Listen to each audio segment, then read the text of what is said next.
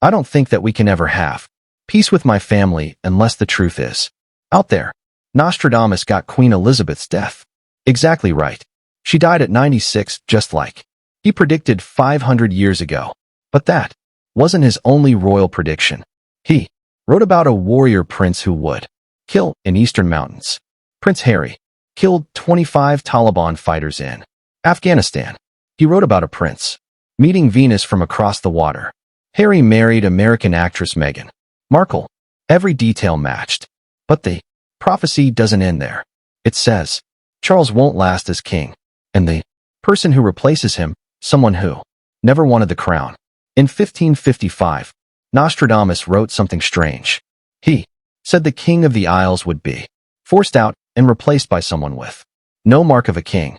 At first, it sounded like just another vague verse, but when you look closely, it feels personal. He mentioned a man being removed because of a divorce that people didn't accept. That matches exactly what happened between Prince Charles and Princess Diana. Their split caused a storm in the UK. People turned on Charles, and Nostradamus seemed to know that public anger would push out a king. Then he said someone would take the throne who never thought he would be king. That single line opened up all kinds of theories. Fast forward to 2005. A British writer named Mario Reading published a book interpreting Nostradamus' predictions. He claimed the Queen would die around 2022 at the age of 96, 5 years younger than her mother. People ignored it, but in September 2022, Queen Elizabeth II died. She was exactly 96, just like he said. Her mother had lived to 101. Again, just like he said. Suddenly, Reading's words seemed prophetic. After the Queen's death, his book went from 5 sales to over 8,000 in less than 2 weeks. Sadly, Reading passed away in 2017, so he never saw his boldest prediction come true. But the part that raised the most eyebrows, Reading believed that Charles wouldn't stay king for long. He pointed back to that line, a man who never expected to be king. William, that didn't make sense. William had trained for the throne since birth. He always knew it was coming. But Harry, he left royal life. He said he never wanted the crown. That's when Reading suggested something wild. Harry could end up on the throne instead. King Henry VI IX. He'd be 38. The idea seemed impossible. He lived in California. He walked away, but he was still in the line of succession. And Harry wasn't the only theory. One man in Australia, Simon Durantade, claimed to be the secret son of Charles and Camilla. Some said he might be the real unexpected king. It all sounded like tabloid drama until you remembered that Nostradamus had already been right once. The idea of the monarchy being flipped upside down didn't seem so crazy anymore. But it wasn't just about who would wear the crown. Nostradamus also spoke about the shrinking of Britain's power. He called the future monarch king of the islands.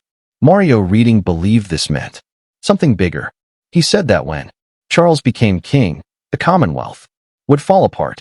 No more royal ties to Canada or Australia or New Zealand. One by one, countries would become republics.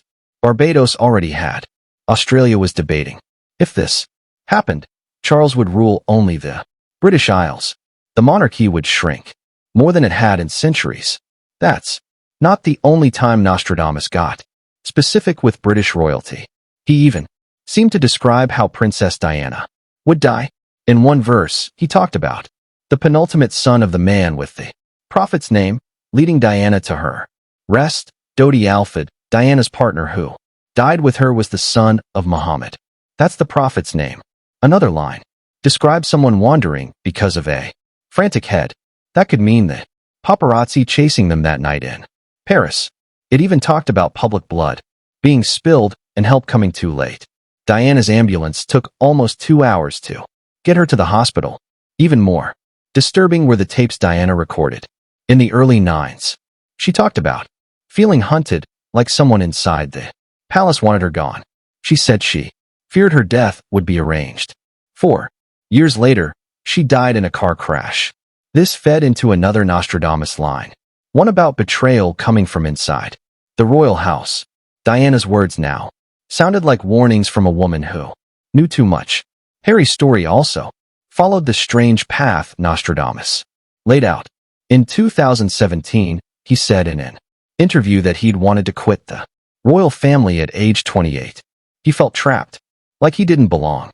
That's the same age range Nostradamus mentioned in another quatrain, calling the prince someone who sought freedom from golden chains.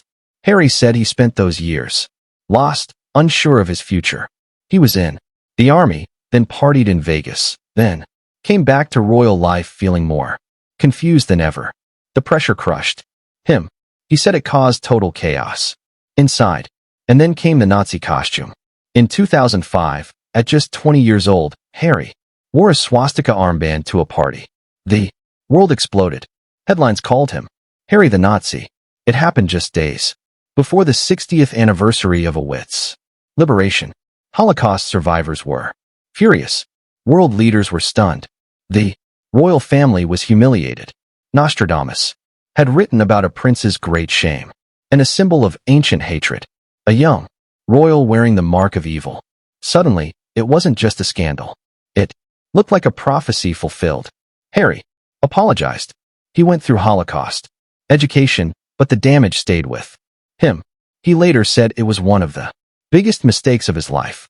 That moment, and all the chaos around it, pushed him further away from royal duty. He felt unworthy, isolated, just like the Prince Nostradamus described. Prince Harry used to be known for wild parties and scandalous headlines. But by the end of his second tour in Afghanistan, he was something else entirely. A trained Apache helicopter gunner with confirmed kills. His journey from rebel royal to hardened warrior was not just dramatic. It was almost eerie. Between 2007 and 2013, Harry served 2 secret tours in Afghanistan. The first as a forward air controller in Helmand province lasted 77 days. There he helped guide airstrikes that took out Taliban fighters. On his second tour, he flew more than 100 missions in an Apache helicopter. He later revealed he had killed 25 Taliban fighters